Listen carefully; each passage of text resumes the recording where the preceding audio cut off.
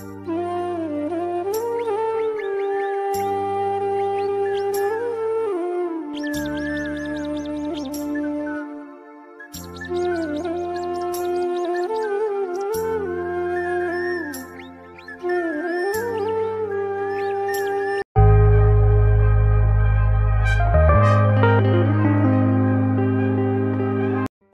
ঘরের সবথেকে শান্তির জায়গা হচ্ছে আমার এই জায়গাটা। এই জায়গাটা আসলে আমার মনটা এতটা শান্তি হয়ে যায়, যতই আমার মনে যা রকম কথা চলুক, যা কিছু চলুক, এই জায়গাটা আসলে আমার মন পুরোপুরি শান্ত। তো বলতে পারো আমার ঘরের এটা শান্তির একটা জায়গা।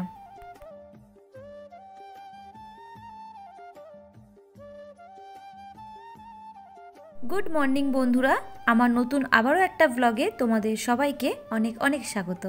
কেমন আছো তোমরা সবাই? আশা করছি সকলে খুব ভালো আছো, আর আমিও কিন্তু ভগবানের নামে বেশ ভালো আছি। তো আজকে ব্লগটা এখান থেকে স্টার্ট করলাম বন্ধুরা, অনুরোধ রইল পুরো ব্লগটা দেখার। আশা করছি তোমাদের ভালোও লাগবে। তো এখন ঘড়িতে বাজে 8টা কিংবা 8:30, এই টাইমেই আমার পুজো দেওয়া হয়ে যায়।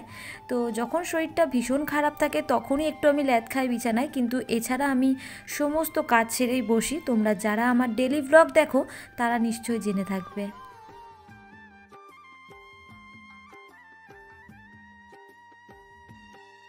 আর আগের দিন ছিল বৃহস্পতিবার, আর বৃহস্পতিবার দিন তো মা ফুল মিষ্টি মালা সবই নিয়ে আসে।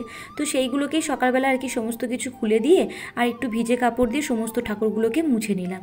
মুছে নিয়ে তারপরে ওদিকে পুজো কমপ্লিট করে এলাম রান্নাঘরে। আর রান্নাঘরে এসে ভাবছি যে সকালের টিফিনটা আজকে কি করব। তো হাতের কাছে তেমন কিচ্ছু ছিল না, ভাবছিলাম যে কি করব। তো তারপরে দেখলাম আমার বর নিয়ে এলো এই যে চিংড়ি মাছ, যেহেতু মা আগের দিনকে এঁচড় নিয়ে এসেছে।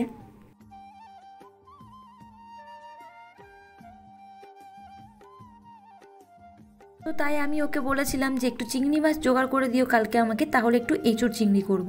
তা ও চিংড়ি মাছ নিয়ে এসেছে, আর এই চিংড়ি মাছটা ছাড়াতে আমার এত সময় নেয় কি বলবো।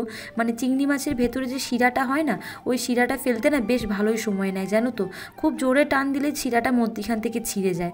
তো যাই হোক, সেই চিংড়ি মাছগুলো সমস্তগুলোকে ছাড়িয়ে পরিষ্কার করে এদিকে দেখো আমি কিন্তু ভাতও বসিয়ে দিয়েছিলাম। তো সেই ভাতটা হয়ে গিয়েছে, আর ওদিকে আমি একটুখানি আলুটা ভেজে নিচ্ছি। তারপরে এঁচোড়টাও আমি প্রেসারে একটু সিটি মেরে নিয়েছি আর কি।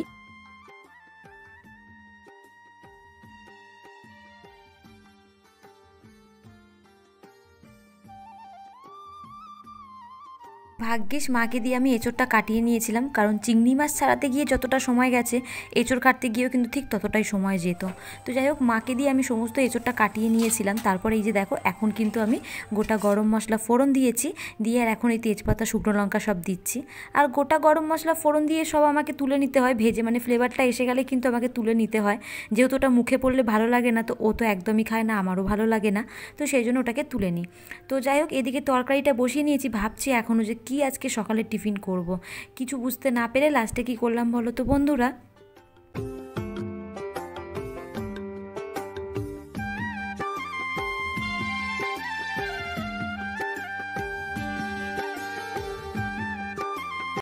ওই যে চিংড়ি মাছ একটুখানি তেলে ফেলে ভেজে নিয়েছিলাম নুন আর হলুদ দিয়ে, সেটাকেই গরম ভাতের মধ্যে একদম চিংড়ি মাছ ভাজা আর পেঁয়াজ লঙ্কা নুন তেল দিয়ে ভালো করে গরম ভাত মাখিয়ে আর দুজন মিলে খেয়ে নিয়েছিলাম। আজকে আর তেমন কিছু এক্সট্রা টিফিন আর বানাইনি। ভাবছিলাম যে কি বানাবো, কিন্তু ভেবে উঠতে পারিনি, তো সেই জন্য ওরকম গরম ভাত খেয়ে নিয়েছি জানো তো বন্ধুরা। আর ওই যদি একটুখানি আগের দিন ছোলার ডাল কিংবা কাবলি ছোলা কিছু ভিজিয়ে রাখতাম, তাহলে সকালবেলা একটু রুটি আর তরকারি করে নিতে পারতাম। যেহেতু ভেজাইনি, আর আজকে কিছু বুঝতেও পারছিলাম না কি রান্না করব, এক এক সময় এরকমই হয় জানো তো। তো সেই জন্য ওই গরম ভাত আর কি চিংড়ি মাছ ভাজা দিয়ে ভাত দুজন মিলে ওটাই খেয়েছি আর কি।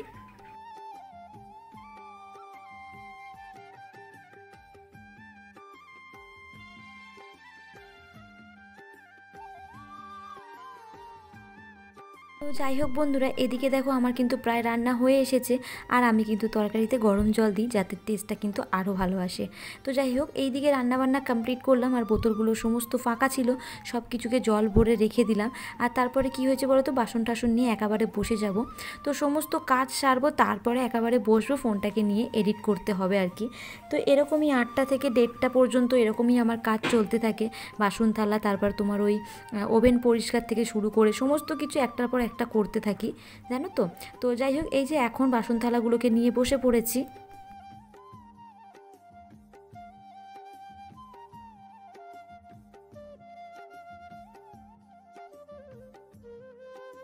আর বাসনগুলো যখন একটা দুটো করে পড়ে তখনই যদি মেজে নেওয়া হয় না বন্ধুরা, তাহলে বেশ ভালো, জানো তো।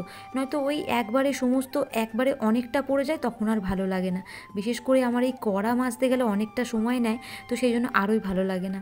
ওই জন্য কী করি, যখন যেমন সময় পাই তখন মেজে নিই। আবার এক এক সময় ওই যে বলি না, সব সময় কিন্তু একই রুটিনে চলা যায় না, এক এক সময় কিন্তু একটু গোলমাল হয়ে যায়। তো আজকে অনেক বাসন থালা পড়ে গিয়েছিল, তো সমস্তটা মেজে রান্নাঘর বাড়িগুলো সব ঝাড়ু দিয়ে রান্নাঘরটা, তারপরে আর কি ধাবাটা মুছবো, তারপরে একটু রেস্ট পাবো। তারপর তো ওভেনটাও মুছতে হবে। আর বিকেলে দেখা যাক কী সন্ধ্যের টিফিন করি। আজকে কিছু ভেবে উঠতেই পারছি না যে টিফিন কি করব। তো যাই হোক, ওইদিকে বাসন টাসনগুলো মেজে নিলাম, আর এই যে এখন ওভেনটা একটু মুছে নিচ্ছি।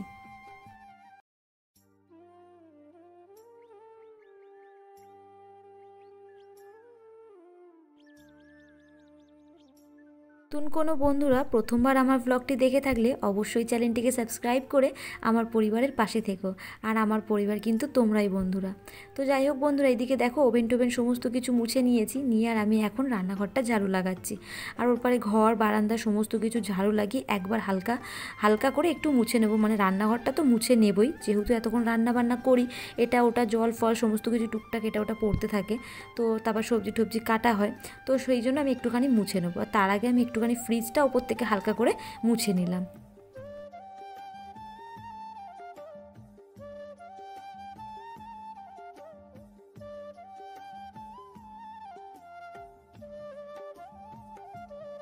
আর সন্ধ্যেতেও রান্না করতে হবে, মানে সেরকমভাবে একবারে রান্না করিনি আর কি, সন্ধ্যেও রান্নায় বসাতে হবে আর কি। তো ভাবছি ফ্রিজে ওই উপচাঁদ মাছ আছে, তো সেটাকে আর কি তরকারি করে নেবো, আর এক্সট্রা কিচ্ছু করব না।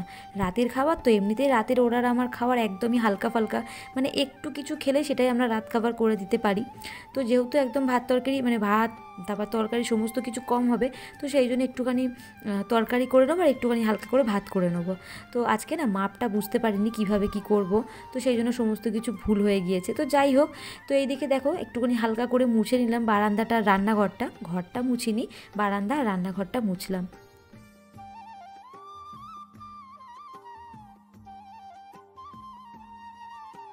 এইদিকে সমস্ত কাজকর্মগুলোকে সেরে নিয়েছি, এরপর একটু আম কেটে নিচ্ছি, আর এখন একটু দুপুরের খাওয়া দাওয়া কমপ্লিট করব। তো যাই হোক বন্ধুরা, এরকমভাবে এনার্জি নিয়ে সকাল 8টা থেকে 1:30টা পর্যন্ত কিন্তু আমি এরকম কাজকর্ম করতে থাকি। তো যাই হোক, আজকে ব্লগটা বেশি বাড়াবো না, দেখা হচ্ছে নতুন আবারও একটা ব্লগে বিকেল 5টার সময়। ততক্ষণ অবশ্যই ভালো থেকো, আমার পরিবারের পাশে থেকো। তো চলো, টাটা।